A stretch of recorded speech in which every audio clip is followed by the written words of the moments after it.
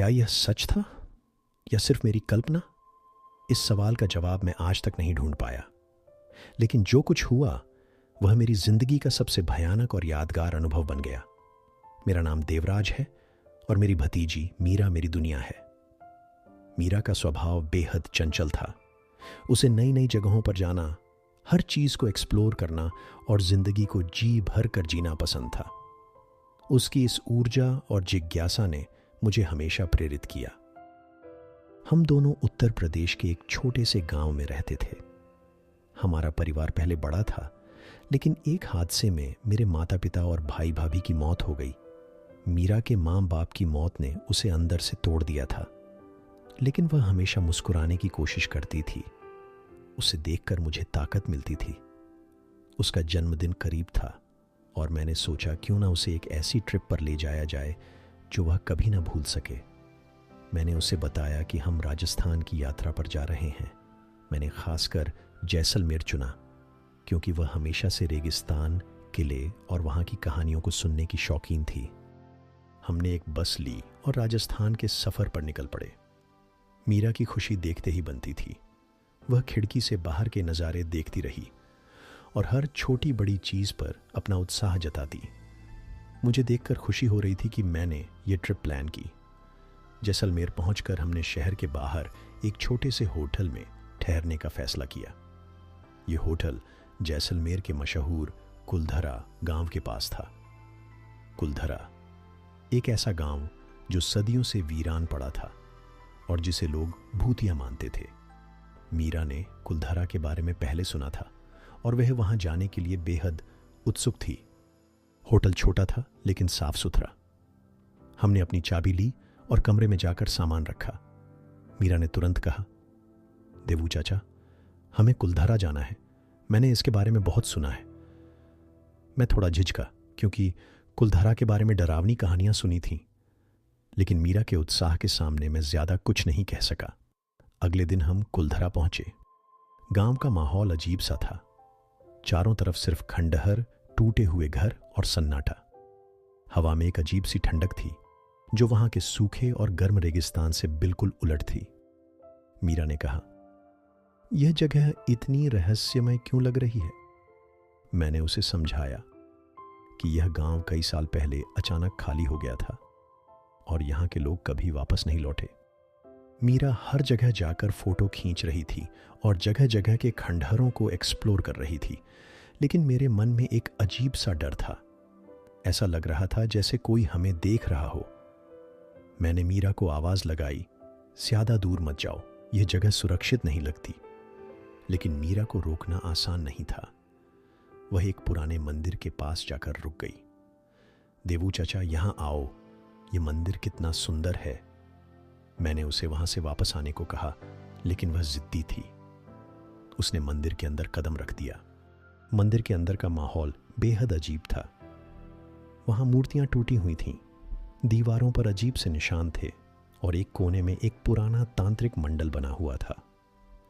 मीरा ने उस मंडल के पास जाकर ध्यान से देखा। उसने कहा, यह क्या है? मैंने उसे वहां से तुरंत निकलने को कहा, लेकिन तभी एक तेज हवा का झोंका आया और मंदिर का दरवाज़ा अपने आप बंद हो गया। हम दोनों घबरा गए। मैंने दरवाज़ा खोलने की कोशिश की, लेकिन वह हिल भी नहीं रहा था। मंदिर के अंदर अंधेरा बढ़ने लगा और एक अजीब सी फुसफुसाहट सुनाई देने लगी। ऐसा लग रहा था जैसे कोई हमें पुकार रहा हो। मीरा डर के मारे मेरे पीछे छुप गई। मैंने उसे सांत्वना दी और दरवाज़ा तोड़ने की कोशिश करने लगा।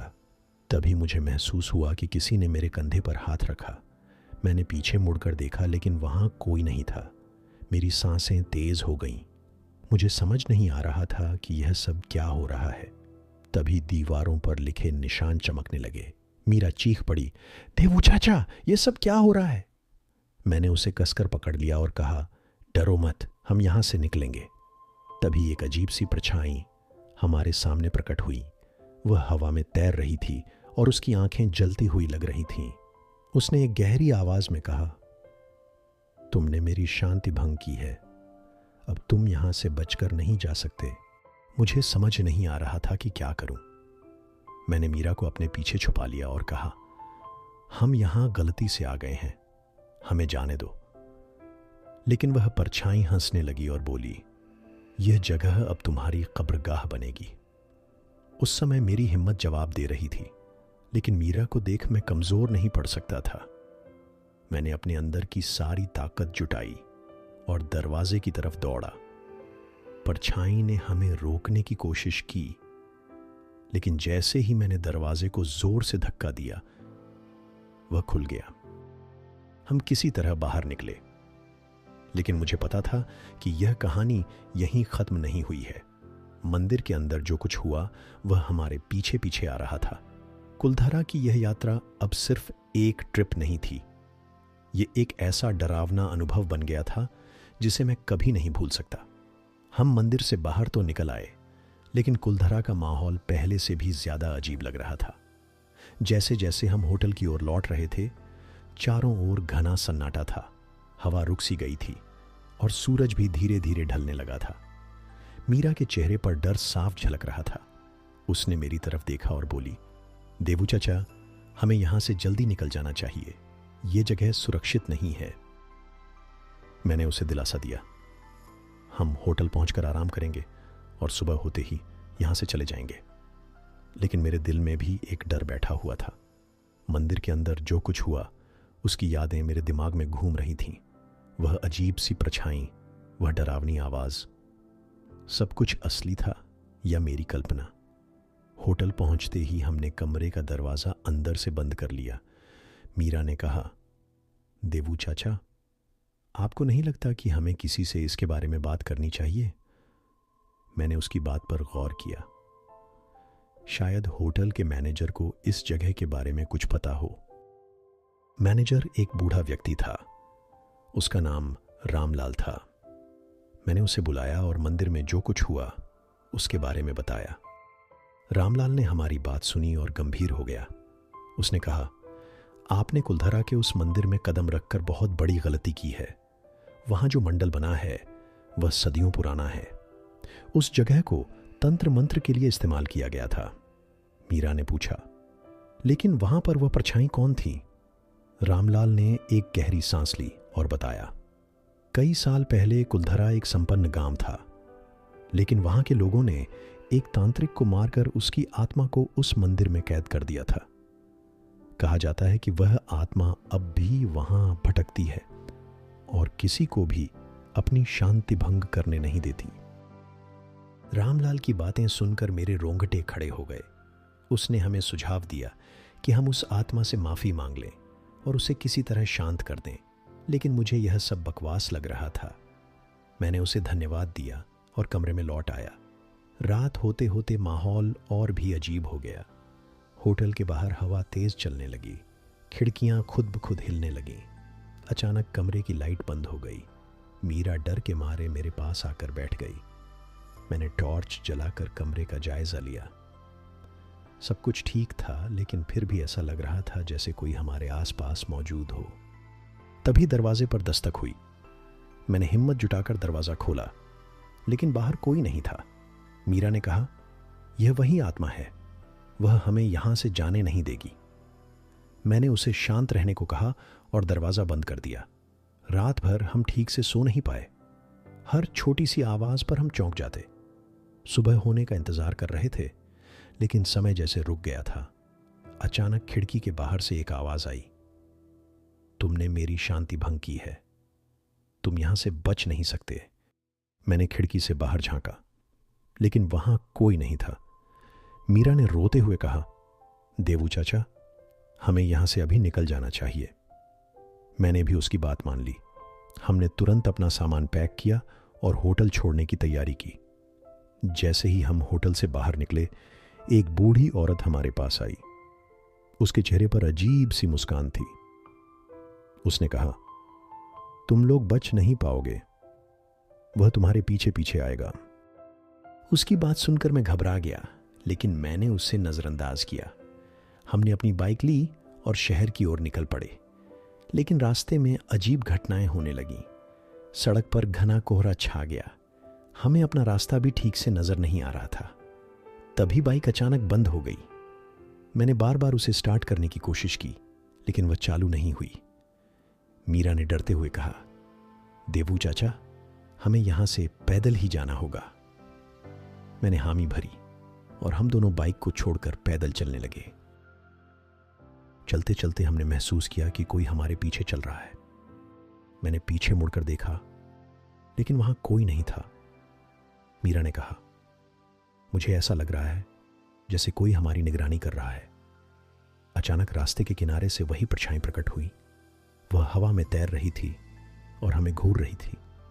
उसने कहा, तुम मुझसे बच नहीं सकते। हम दोनों घबरा गए और तेज कदमों से आगे बढ़ने लगे, लेकिन वह परछाई हमारे साथ साथ चल रही थी। उसने फिर कहा, तुम्हें मेरी शांति भंग करने की सजा मिलेगी। मुझे समझ नहीं आ रहा था कि क्या करूं। तभी मुझे रामलाल की बात याद आई। उसने कहा था कि हमें उस आत्मा से माफी मांगनी होगी। मैंने मीरा से कहा, हम उसे माफ कर देने को कहेंगे, शायद वह शांत हो जाए। मैंने परछाई की तरफ देखा और कहा, हमें माफ कर दो, हमसे गलती हो गई। हम यहां से चले जाएंगे और कभी वापस नहीं आएंगे। परछाई थोड़ी देर तक चुप रही। फिर उसने कहा, तुम्हें मेरी शांति भंग करने की सजा मिलेगी, लेकिन अगर तुम अपनी जान की कुर्बानी देने को तैयार हो तो मैं तुम्हें जाने दूंगी। उसकी यह बात सुनकर मैं सन्न रह गया। मीरा ने कहा, देवू चाचा, यह सब मत करो। हमें यहां से भागने की कोशिश करनी चाहिए। लेकिन मुझे पता था कि यह आत्मा हमें यूं ही नहीं छोड़ने वाली।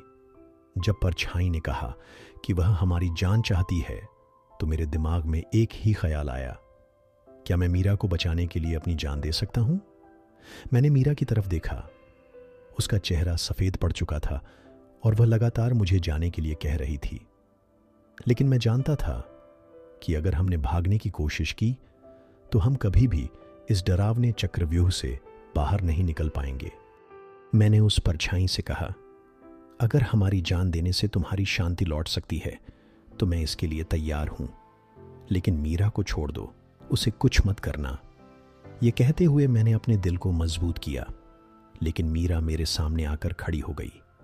उसने कहा, देवू चाचा, आप मेरी वजह से अपनी जान नहीं देंगे। अगर कोई जाएगा तो वह मैं जाऊंगी। उसकी यह बात सुनकर मेरा खून खौल उठा। मैंने उसे कंधों से पकड़कर कहा, तुम अब भी बहुत छोटी हो और तुम्हारे आगे पूरी जिंदगी पड़ी है। मैं तुम्हारा चाचा हूं और तुम्हें हर हाल में बचाऊंगा। लेकिन इससे पहले कि हम दोनों में से कोई और कुछ कह पाता, परछाई जोर से हंसने लगी। उसकी हंसी इतनी डरावनी थी कि हमारे पैरों तले जमीन खिसक गई। परछाई बोली, तुम दोनों में से किसी एक की कुर्बानी से मेरी प्यास नहीं बुझने वाली। तुमने मेरे घर में कदम रखकर मुझे नाराज किया है और अब मैं तुम्हारी आत्माओं को यहां कैद कर लूंगी। यह सुनकर मेरे रोंगटे खड़े हो गए। तभी आसमान में बिजली चमकने लगी, हवा तेज हो गई और चारों ओर एक अजीब सा लाल प्रकाश फैल गया। परछाई ने अपना रूप बदल लिया। अब वह एक इंसान जैसी दिख रही थी, लेकिन उसका चेहरा विकृत था और उसकी आंखें खून जैसी लाल थीं। मीरा ने मुझसे कहा, देवू चाचा, हमें यहां से भागना होगा। ये आत्मा हमें मार डालेगी। मैंने उसकी बात मान ली और हमने जंगल की ओर दौड़ना शुरू किया। परछाई हमारी तरफ तेजी से बढ़ रही थी। उसकी आवाज हमारे कानों में गूंज रही थी, तुम मुझसे बच नहीं सकते, मैं तुम्हें छोड़ने वाली नहीं हूं। भागते भागते हम जंगल के अंदर गहरे चले गए। हमें रास्ता भी नहीं पता था। चारों ओर अंधेरा था और हर तरफ पेड़ों की परछाई डरावनी लग रही थी। अचानक मीरा का पैर एक पत्थर से टकराया और वह जमीन पर गिर गई। मैंने उसे उठाने की कोशिश की, लेकिन तभी परछाई हमारे सामने आ गई। उसने कहा, अब तुम बच नहीं सकते। यह जंगल अब तुम्हारा मकबरा बनेगा। मैं उसके सामने खड़ा हो गया और कहा, अगर तुम्हें हमारी जान चाहिए तो मुझे ले लो, लेकिन मीरा को छोड़ दो। परछाई ने मेरी तरफ देखा और कहा, तुम सच में अपनी जान देने को तैयार हो? मैंने सिर हिलाकर हामी भरी। उसने कहा, ठीक है, लेकिन पहले मैं तुम्हें वह दर्द दिखाऊंगी जिसे मैंने महसूस किया था। तभी एक तेज रोशनी चारों ओर फैल गई और मैंने अपने सामने कुछ अजीब दृश्य देखे। वह परछाई एक लड़की थी जिसे कई साल पहले इस जंगल में मार दिया गया था। गांव के कुछ लोगों ने उसे जिंदा जलाया था क्योंकि उन पर शक था कि वह काली शक्तियों का इस्तेमाल करती थी। परछाई ने कहा, मैंने उन लोगों से बदला लिया जिन्होंने मुझे मारा, लेकिन अब भी मेरी आत्मा को शांति नहीं मिलती। तुमने मेरी जगह को अपवित्र किया है और इसकी सजा तुम्हें मिलेगी। मीरा ने कहा, हमें माफ कर दो, हम नहीं जानते थे कि यह तुम्हारी जगह है। लेकिन वह परछाई नहीं मानी। उसने कहा, अगर तुम्हें यहां से जाना है तो तुम्हें एक आखिरी परीक्षा से गुजरना होगा। अगर तुम इसमें पास हो गए तो मैं तुम्हें छोड़ दूंगी। उसने हमें एक पहेली दी। पहेली कुछ इस प्रकार थी, जो चीज दिखती है लेकिन छू नहीं सकते, जो हमेशा साथ रहती है लेकिन कोई पकड़ नहीं सकता। बताओ वह क्या है? मैंने दिमाग पर जोर डाला। चारों ओर अजीब सी आवाजें गूंज रही थीं और परछाई हमें घूर रही थी। अचानक मीरा ने कहा, देवू चाचा, यह परछाई है। इसका जवाब परछाई है। मैंने परछाई की तरफ देखा और कहा, तुम्हारा जवाब परछाई है। परछाई कुछ देर चुप रही, फिर हंसते हुए बोली, तुमने सही कहा, लेकिन मेरी परीक्षा अभी खत्म नहीं हुई है। अचानक हम दोनों के चारों ओर जमीन हिलने लगी, पेड़ गिरने लगे और हमें ऐसा महसूस हुआ जैसे हम किसी दूसरी दुनिया में खींचे जा रहे हैं। परछाई ने कहा, अब तुम्हारी हिम्मत की आखिरी परीक्षा होगी। अगर तुमने इसे पार कर लिया तो मैं तुम्हें छोड़ दूंगी, लेकिन अगर तुमने हार मान ली तो तुम्हारी आत्माएं हमेशा के लिए यहां कैद हो जाएंगी। जैसे ही परछाई ने अपनी आखिरी चेतावनी दी, चारों ओर एक अजीब सी घनी धुंध फैलने लगी। हमें कुछ समझ में नहीं आ रहा था कि हम कहां जा रहे थे और क्या हो रहा था। सब कुछ धुंधला था और हम दोनों, मैं और मीरा, एक दूसरे को खोजने की कोशिश कर रहे थे। अचानक मैंने देखा कि मीरा मुझसे दूर चली गई थी। मैं उसे बुलाने के लिए दौड़ा, लेकिन जैसे ही मैंने उसे पुकारा, उसकी आवाज मुझे सुनाई दी, लेकिन वह कहीं दिखाई नहीं दी। मैंने तेजी से कदम बढ़ाए, लेकिन हर कदम के साथ मीरा की आवाज धीमी होती चली गई। देवू चाचा, मदद करो, वह लगभग चीख रही थी। मैंने किसी तरह धुंध में रास्ता ढूंढते हुए उसकी आवाज की दिशा में दौड़ना शुरू किया। दिल तेजी से धड़क रहा था और शरीर जैसे जकड़ा हुआ था। फिर मुझे अचानक लगा कि मैं एक सघन जंगल के बीच में आ गया हूं। चारों ओर से अजीब सी आवाजें आ रही थीं। मुझे ये महसूस हो रहा था जैसे इस जंगल में कुछ और लोग नहीं, बल्कि आत्माएं और भूत प्रेत रहते हों। तभी मुझे मीरा की चीख सुनाई दी, देवू चचा, मुझे छोड़ो मत, ये जगह मुझे खा जाएगी। उसकी आवाज में डर और घबराहट साफ थी। मैं जल्दी जल्दी आवाज की दिशा में बढ़ा, लेकिन जैसे जैसे मैं करीब पहुंचा, उसकी आवाज और दूर होती गई। मुझे ऐसा लग रहा था कि मैं इस जगह में कहीं खो रहा हूं। मैंने सोचा, अगर इस जंगल में कुछ है तो वह सिर्फ आत्माएं हैं। अगर मैं इस मुसीबत से बाहर निकलना चाहता हूं तो मुझे अपनी हिम्मत को और मजबूत करना होगा। उसी वक्त मेरी आंखों के सामने उसी घनी धुंध में परछाई फिर से प्रकट हुई। वह मुझे घूर रही थी और उसकी आंखों में एक खौफनाक लाल चमक थी। उसने कहा, तुम दोनों भाग नहीं सकते, तुम्हारी आत्माएं हमेशा के लिए मेरे साथ रहेंगी। लेकिन मैंने सोचा, अब मैं किसी भी हालत में हार नहीं मानूंगा। मैंने खुद को थोड़ा और मजबूत किया और मीरा की आवाज को पहचानते हुए उसका पीछा करना शुरू किया।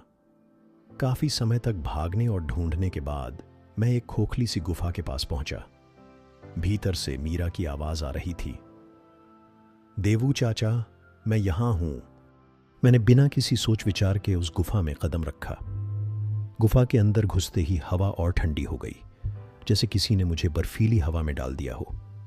गुफा में एक अजीब सा अंधेरा था और चारों ओर लटकी हुई हड्डियां और मांस के टुकड़े थे। सब कुछ इतना भयानक था कि मेरे हाथ कांप रहे थे। फिर मैंने देखा कि मीरा एक अजीब से जाल में फंसी हुई थी। वह पूरी तरह से डर चुकी थी।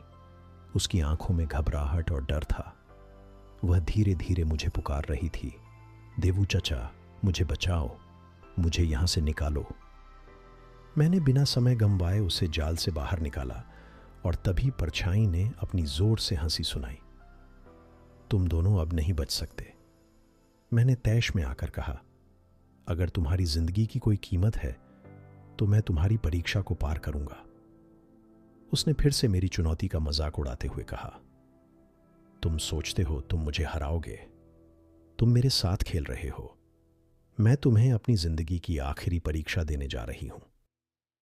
परछाई ने हवा में एक खौफनाक हलचल बनाई और अचानक हमें एक अजीब से आकार में बंधा हुआ महसूस हुआ। मुझे लगा जैसे हम दोनों को फिर से उसी स्थान पर लाया जा रहा है जहां से हम शुरू हुए थे। मेरे सामने एक बड़ी अंधेरी सुरंग का मुंह था और मुझे महसूस हुआ कि अगर मैं इसमें गिरा तो सब कुछ खत्म हो जाएगा। मैंने मीरा को अपनी बाहों में समेटा और जोर से कहा, हम इस रास्ते को पार करेंगे। मुझे याद आया कि परछाई ने हमें एक पहेली दी थी। अगर हम उस पहेली को हल कर लेते हैं तो हम उसे हराने में सफल होंगे। मुझे उस पहेली का उत्तर याद आया। यह वही चीज है जो हमें दिखती है लेकिन कभी नहीं छू सकते। परछाई की आवाज गूंज उठी, तुम नहीं जान पाओगे। मैंने उसे चुनौती दी, क्या तुम हमें यह बताओगी कि तुम कौन हो और तुम्हारी आत्मा को क्या चाहिए? सही जवाब के साथ ही परछाई की हवा में एक हलचल हुई और फिर अचानक शांत हो गई। यह वही पल था जब मुझे एहसास हुआ कि हम बचने में सफल हो गए हैं। इस अचानक शांति के बाद मीरा ने मेरी तरफ देखा और मुस्कुराई। हमने उस गुफा से बाहर निकला और सीधे घर लौटने के लिए चल पड़े। कभी कभी जब मैं उन खौफनाक दिनों को याद करता हूं तो लगता है कि अगर मैंने मीरा को बचाने की कोशिश नहीं की होती तो क्या हमारी जानें बच पाती। लेकिन अंत में हम घर लौट आए और वह डरावना सफर अब सिर्फ एक याद बनकर रह गया।